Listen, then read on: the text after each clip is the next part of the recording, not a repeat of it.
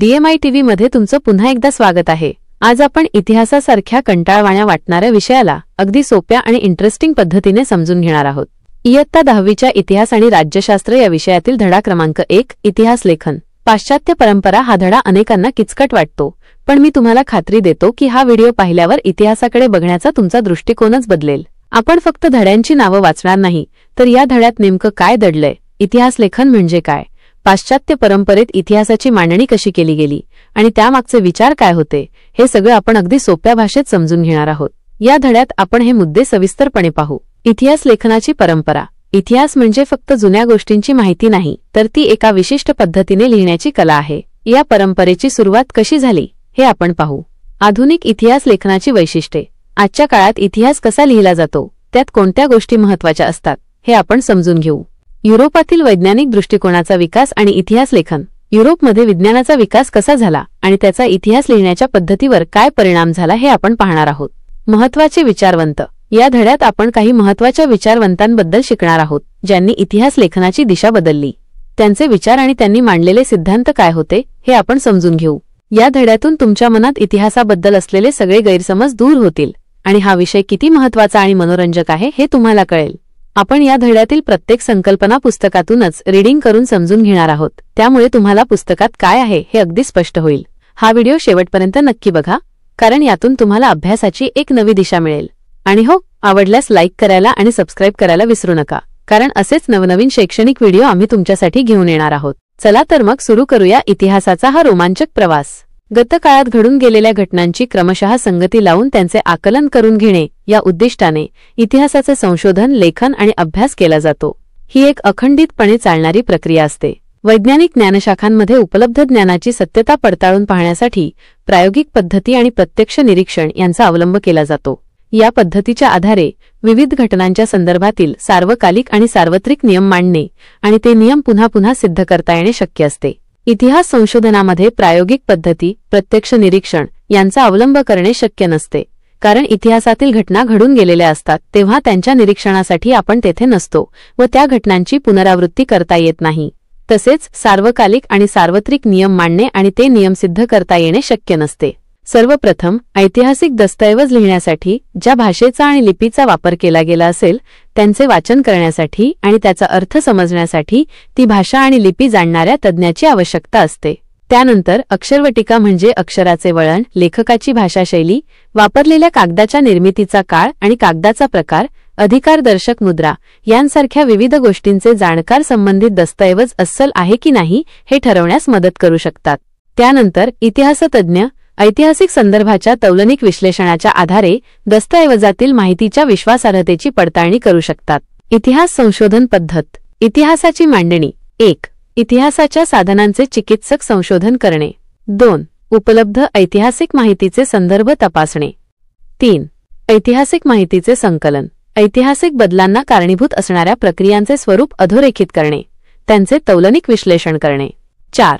विशिष्ट ऐतिहासिक घटनांच्या उपलब्ध माहितीचे स्थलकालात्मक संदर्भ तसेच ऐतिहासिक अभ्यास पद्धतीच्या विविध संकल्पनात्मक चौकटींचे आकलन करून घेणे। 5. ऐतिहासिक संदर्भांशी निगडीत योग्य प्रश्नांची मांडणी करणे। 6. संभाव्य परिकल्पना मांडणे। इतिहास संशोधनास सहाय्यभूत होणाऱ्या विविध ज्ञानशाखा व संस्था आहेत। उदाहरण: पुरातत्व, अभिलेखागार, हस्तलिखितांचा अभ्यास, पुराभिलेख, अक्षरवटिकाशास्त्र, भाषारचनाशास्त्र, नाणकशास्त्र, वंशावळींचा अभ्यास इत्यादी। 1. इतिहास लेखनाची परंपरा। इतिहासात उपलब्ध पुराव्यांचे चिकित्सापूर्वक संशोधन करून भूतकाळात घडून गेलेल्या घटनांची मांडणी कशी केली जाते हे आपण पाहिले। अशी मांडणी करण्याच्या लेखन पद्धतीला इतिहास लेखन असे म्हणतात। अशा प्रकारे इतिहासाची चिकित्सापूर्वक मांडणी करणाऱ्या संशोधकाला इतिहासकार असे म्हटले जाते। अर्थातच इतिहासाची मांडणी करताना भूतकाळात घडून गेलेल्या प्रत्येक घटनेची नोंद घेणे आणि तिचे ज्ञान करून देणे इतिहासकाराला शक्य नसते। इतिहासाची मांडणी करताना इतिहासकार भूतकाळातल्या कोणत्या घटनांची निवड करतो हे त्याला वाचकांपर्यंत काय पोचवायचे आहे यावर अवलंबून असते। निवडलेल्या घटना आणि त्यांची मांडणी करताना अवलंबलेला वैचारिक दृष्टिकोन या गोष्टी इतिहासकाराच्या लेखनाची शैली निश्चित करतात।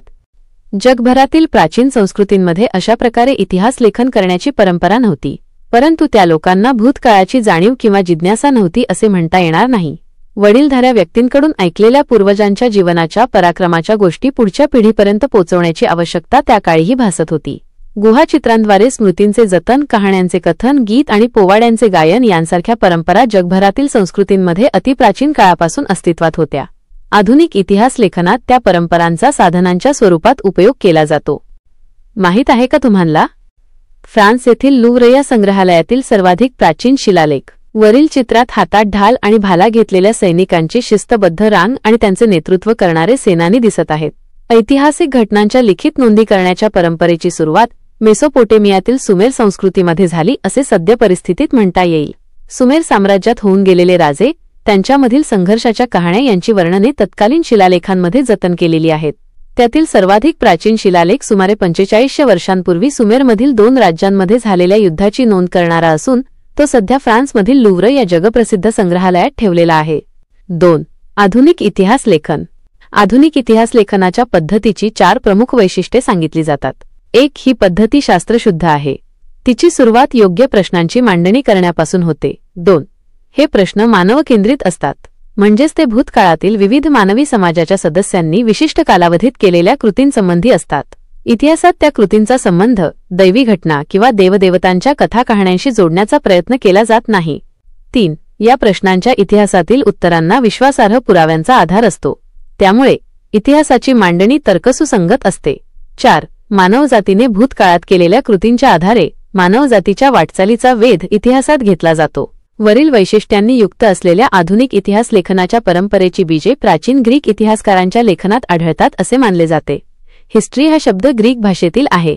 इसवी पूर्व 5व्या शतकात होऊन गेलेल्या हिरोडोटस या ग्रीक इतिहासकाराने तो प्रथम त्याच्या द हिस्ट्रीज या ग्रंथाच्या शीर्षकासाठी वापरला. 3. युरोपमधील वैज्ञानिक दृष्टिकोनाचा विकास आणि इतिहास लेखन.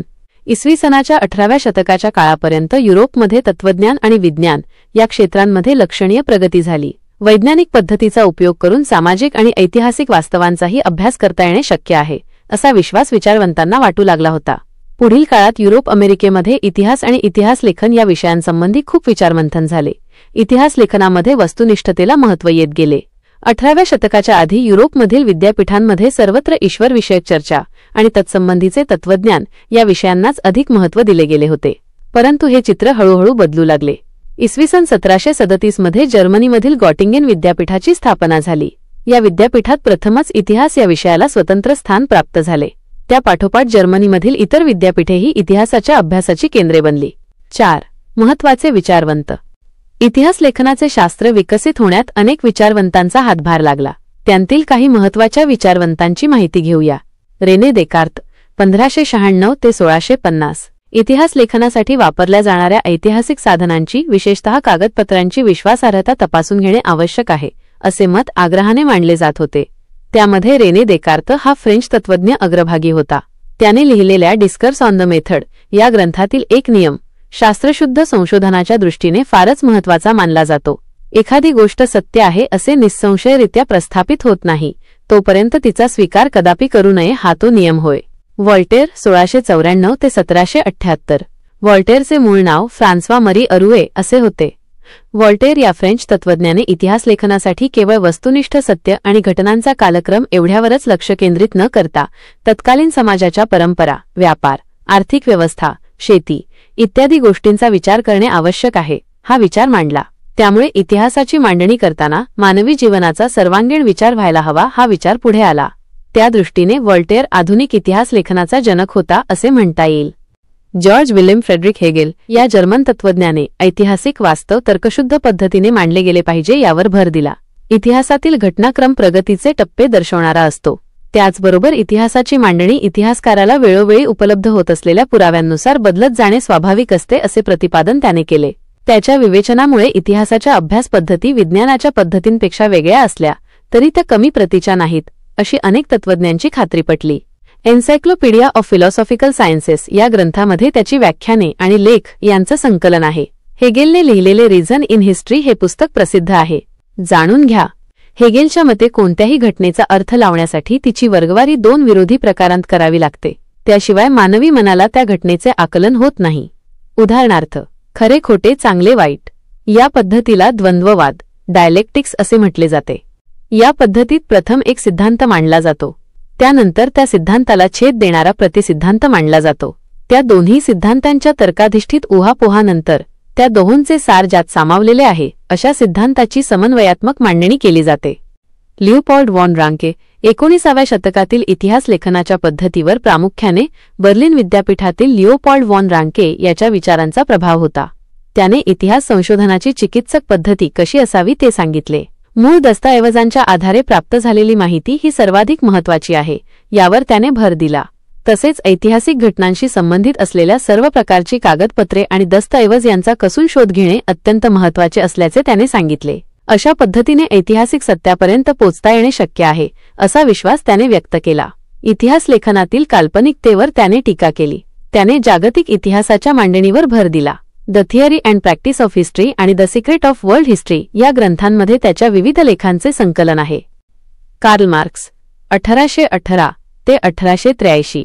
19व्या शतकाच्या उत्तरार्धात कार्ल मार्क्स याने मांडलेल्या सिद्धांतांमुळे इतिहासाच्या दृष्टिकोनात महत्त्वाचा बदल घडवून आणणारी वैचारिक प्रणाली अस्तित्वात आली. इतिहास अमूर्त कल्पनांचा नसून जिवंत माणसांचा असतो. माणसामाणसांमधील नातेसंबंध त्यांच्या मूलभूत गरजा भागवण्यासाठी उपलब्ध असलेल्या उत्पादन साधनांच्या स्वरूपावर व मालकीवर अवलंबून असतात. समाजातील वेगवेगळ्या घटकांना ही साधने समप्रमाणात उपलब्ध होत नाहीत. त्यातून समाजाची वर्गावर आधारित विषम विभागणी होऊन वर्गसंघर्ष निर्माण होतो. मानवी इतिहास अशा वर्गसंघर्षाचा इतिहास असून ज्या वर्गाच्या ताब्यात उत्पादन साधने असतात तो इतर वर्गांचे आर्थिक शोषण करतो अशी मांडणी त्याने केली.